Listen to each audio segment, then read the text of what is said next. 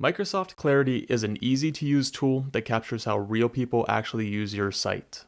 This video shows what someone involved with small businesses may be most interested in when using Clarity. After signing in, by default you're in the dashboard, which is what's shown here. The first thing you may want to do is understand which filters are being applied to your current view. As you can see here, this view is showing over a year's worth of data. Maybe your business revamped your website and you'd like to see how many people it's drawn in the last week. You'd make that adjustment here under Filters. Know that filters remain across sessions, so always take a look here when logging in. On to the data. Total sessions is the amount of times users have viewed at least one page of your website. Distinct users is the amount of people and computers, which we'll get to in a moment, that have viewed at least one page on your website. If a distinct user revisits your website once for a total of 2 visits, that user will account for 2 sessions in your total sessions. Pages per session is the number of web pages on average users have viewed during each session. And scroll depth is the average length users scroll down on any given page. Dead clicks is the percentage of clicks on your site that didn't result in an action. In other words, these are clicks that did nothing. As you'll see in a recording later in this video, people often click on text as they're reading, so it's normal to have some amount of dead clicks. Rage clicks are rapid-fire clicks that suggest rage or anger felt by a user. Quick backs are when users quickly leave your website.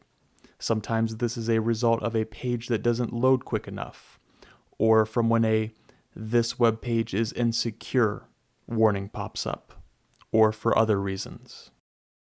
Referrers are the websites and apps users come from to arrive on your website.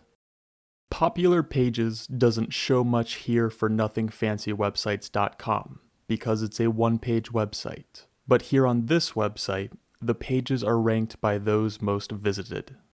Devices show the ratio of electronic devices used by users such as PC, mobile, and other, which for example may indicate TVs.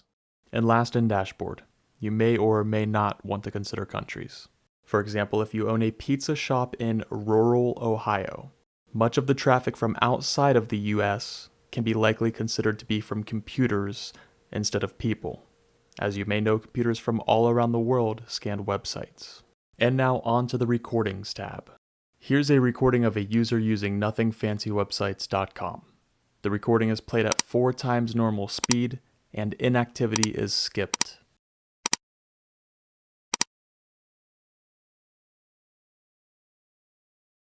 Recordings are shown in the menu here. Understand that some of your recordings won't show users taking action. For example, this recording shows a user with a Linux operating system, which often suggests a computer user instead of a human user. And last, on to the Heat Maps tab. When prompted to select a page, you may want to pay most attention to pages with the most heat maps. Click to view heat map. Heat maps show valuable info like where users click and how far they scroll. For PC users, you may want to view both click and scroll data points. And for tablet and mobile users, you may want to view both tap and scroll data points. Here we have some click data. Again, often people click on text as they're reading, so you may want to pay attention to which words stand out to them as they're reading. You also may want to pay attention to which buttons or images are clicked to. As for scroll data, you may want to see a smooth drop-off. Contrary to a smooth drop-off, a sharp drop-off at some point on your page may indicate that something around that point on the page is causing users to leave.